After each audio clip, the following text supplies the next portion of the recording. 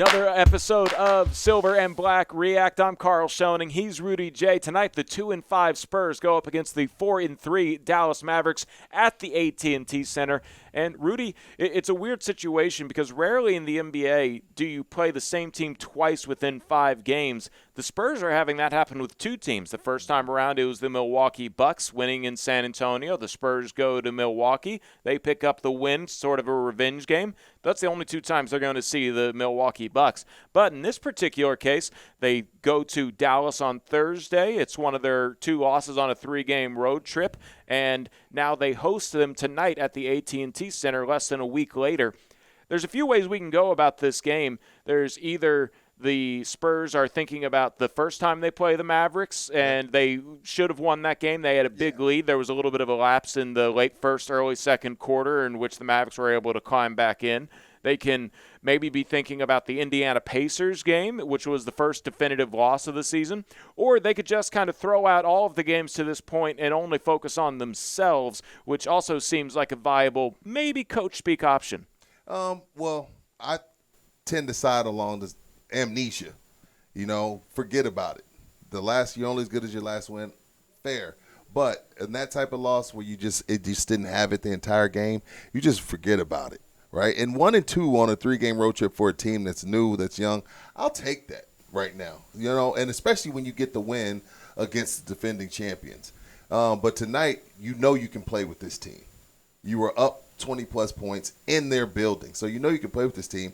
But with a team this young, what you have to remember is they have to know they have to play hard for 48 minutes. But there's no excuse not to, because Pop limits their minutes. 25. So there's no reason for you to be out there going through the motions. Like a Phoenix. Last night they get down 20. They can do that. That's a veteran team. This Spurs team, as young as they are, still learning how to win, still learning how to battle. The one thing you can do every time you show up to the gym is play hard. And there's no excuse not to. Pop was highly upset after the Pacers game. So I think he has their attention, and I think you'll see a much different team than you did in Indiana a couple days ago. So the Spurs are 2-5 overall, right, but that's not really indicative of how well they've played for the most part. Look at their schedule, though. Yeah, they play some tough teams. There's a lot of playoff teams in there, right, besides Orlando? Yeah, exactly, and that's the other side of it is it's been a tough schedule to start off. So as we maybe start to see a little bit easier part of the schedule, what do you expect of the Spurs team starting tonight with the home game coming off of that 3-game road trip where some lessons were learned?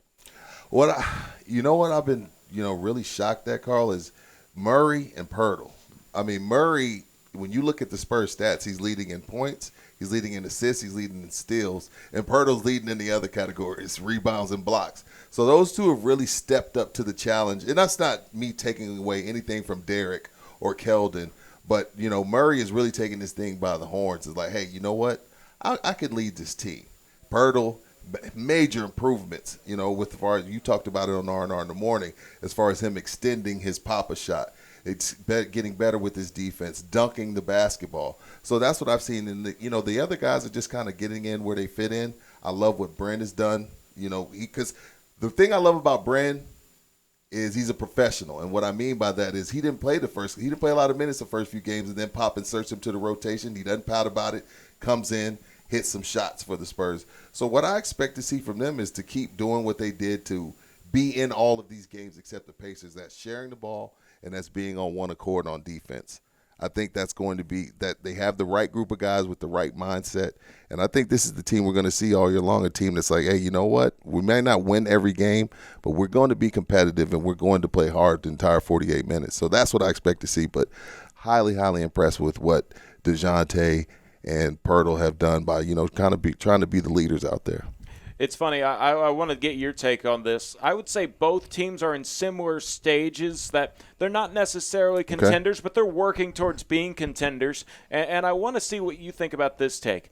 The Mavericks obviously have the MVP candidate in Doncic, but then they don't have much after that. It's a pretty steep cliff, especially when you consider Kristaps Porzingis isn't going to be playing all that much. So then on the flip side of it, the Spurs don't have that MVP candidate, but they have a whole bunch of guys that can contribute in a whole bunch of ways. So which would you rather be at? Would you rather have pretty much a supporting cast that's missing an MVP candidate or an MVP candidate that's missing a supporting cast? Wow, Karl. I've never been asked that question. Because I don't want to make it seem like what Luka does and what he brings to like you always going to have a chance to win with a guy like Luka, but for the market we're in and for the type of basketball they play, I think what the Spurs have works better. Like I don't think they need an alpha I don't think they need a guy to score 30. Because not every team that has a guy that's averaging 30 is making it to the playoffs. I mean, you look at a Ja in Memphis. Ja is great, but when are they going to take the next step? So if you have a bunch of guys that can get 15, 16, 17, and then here and there a guy gets 25, 26, for what they want to do, for what Pop wants to do, for what Brian Wright wants to do, I like this makeup of a bunch of guys contributing, not just one alpha male and then everybody else, not James Brown and then just the band, So I like the way this is set up, and I like the direction it's going.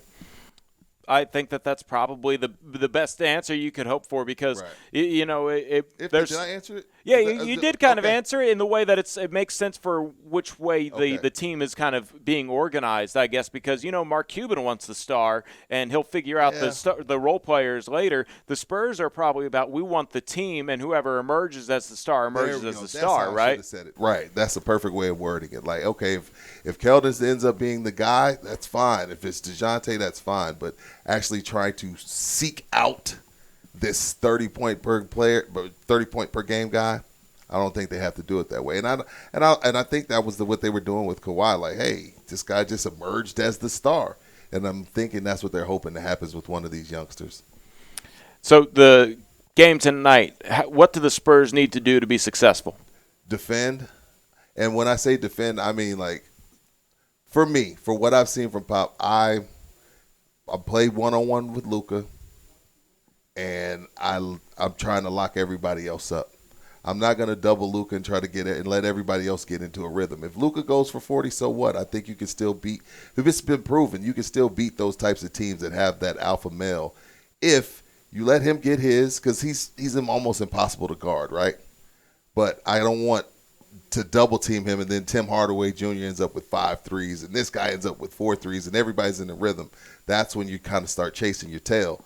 So with me, defend. I think defend and play hard. I know it sounds cliche. I know we talk about it a lot, but that's what you have to do when you're a young team. And share the ball. Share the ball and take your open shots. Pop is huge on taking shots regardless who you are or where you are on the floor. When you get an open shot, take it. Play with confidence. All right, let's see if that's what the Spurs do. They tip off at the AT&T Center tonight at 7:30. And, of course, we'll react to that as well as get you ready for the game after that next time on Silver and Black React. He's Rudy J. I'm Karl Schoening. Tune in to R&R in the morning, Monday through Friday, 7 to 10, here on San Antonio Sports Star, ESPN AM 1250 and 94.5 FM. We'll catch you next time.